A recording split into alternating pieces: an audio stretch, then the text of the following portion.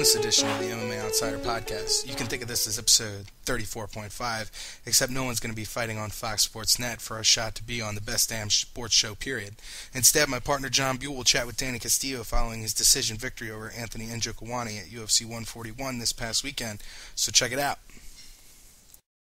Obviously, you're coming off of a big win over Anthony Njokuani. You took that fight kind of on short notice, and you did a really good job, getting the fight where you wanted to. It seemed like early on in the first round, it was pretty tough getting him down, but you were able to get him there. Were you surprised at how good his takedown defense was? I can tell he's been working on it a ton. His takedown defense was a lot better than I expected, and his ground game, for that matter, I thought I was going to be able to, work my ground game on him, but he did a good job of exploding out. Right. Now, it looked like in the second round he was doing some pretty good damage on the feet and, getting his striking game going a little bit. And in the third round, though, you were able to really kind of come back and gut it out, I think, and, again, get the fight back where you wanted it on the ground. So between rounds 2 and 3, were there any adjustments that you made? Not so much, except sticking to the game plan. The game plan was just to close the distance and shoot a takedown. And he did a good job of stopping the takedown in the second round. And the third round, I just went back to it full go, and I was able to get him.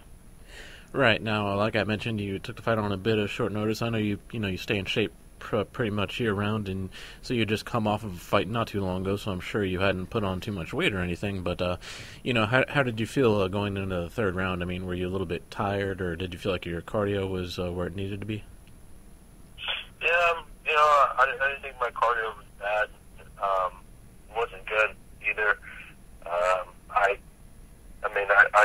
spent a lot of gas, taking down, controlling them, so, if it would have just been me dancing around and trying to do stand-up, I probably wouldn't have been as tired. But, the game plan called for me to go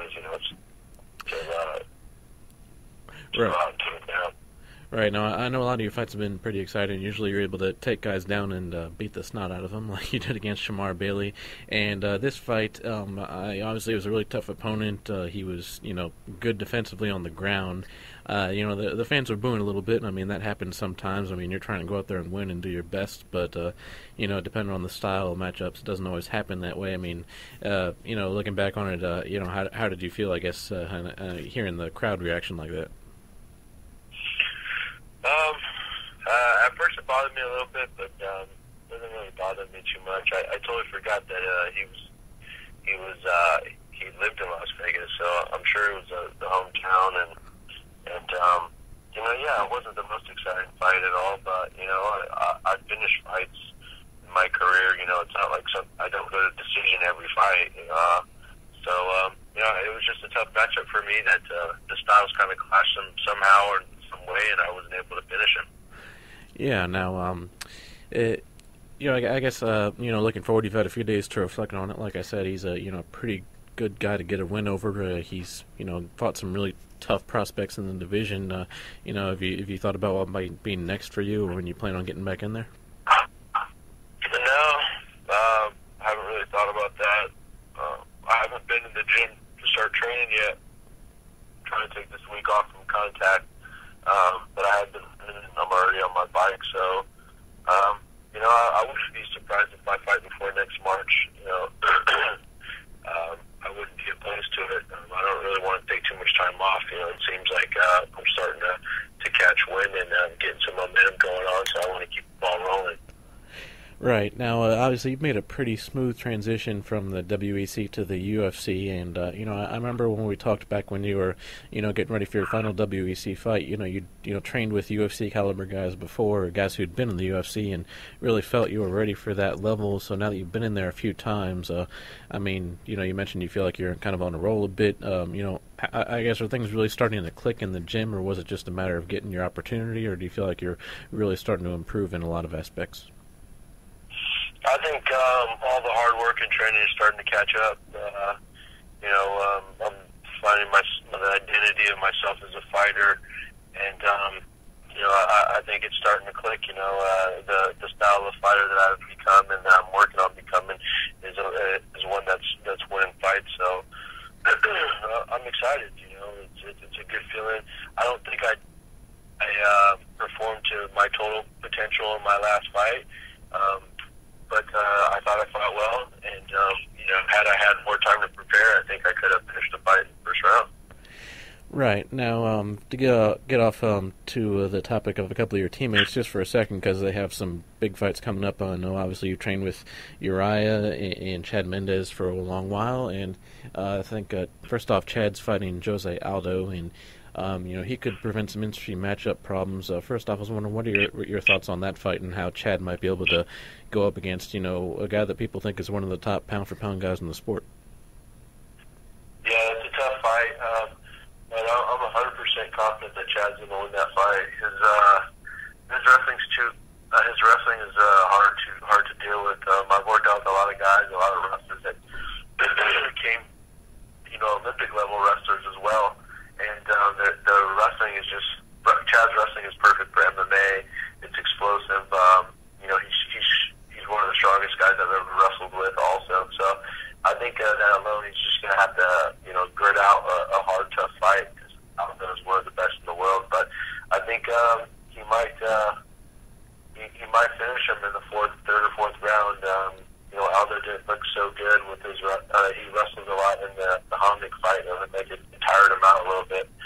So I think it's him trying to wrestle with Chad. He's going to tire himself out, and Chad's going to be able to finish him later in the fourth round.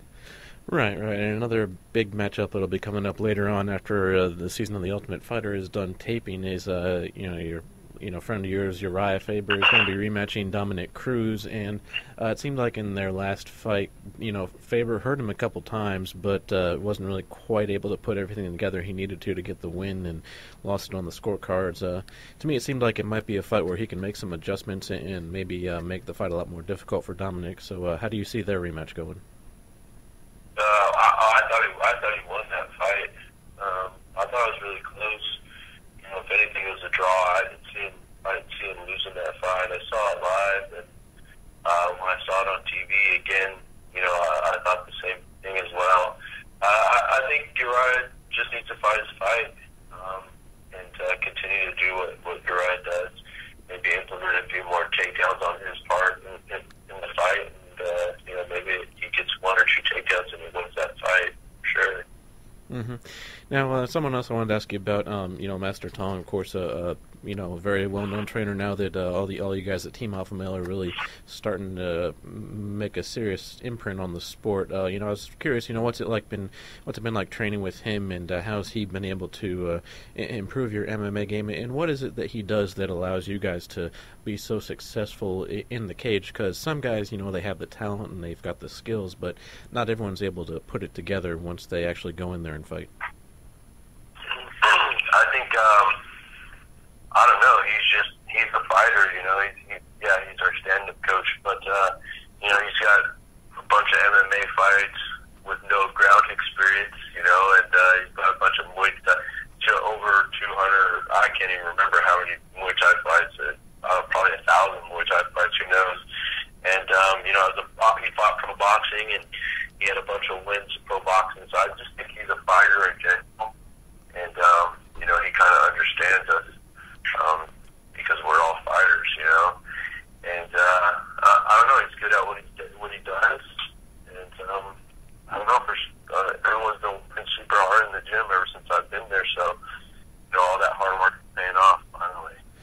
Right, and I saw on Twitter you had a picture with Charles Barkley. How cool is it meeting him after the fight? Oh, that was awesome, man. I'm a huge Suns fan, and Charles Barkley was one of my favorite players growing up, and we walked to do some interviews, and we're coming back to our locker room, and I bumped into him. It was crazy. Right. Super nice guy. Really nice guy. Yeah, definitely. Well, like I said, once again, congrats on the win. Sorry for the little scheduling mix-up we had earlier, but appreciate you doing the show. Just, feel free to, thank any sponsors or whoever else you want. All right, man. Yeah, I just want to thank basically my friends, families, supporters, and my team Alpha Male. That's about it. All right, cool. Well, like I said, congrats on beating Njokuani at UFC 141, and we look forward to seeing you back in the future. Take care, man.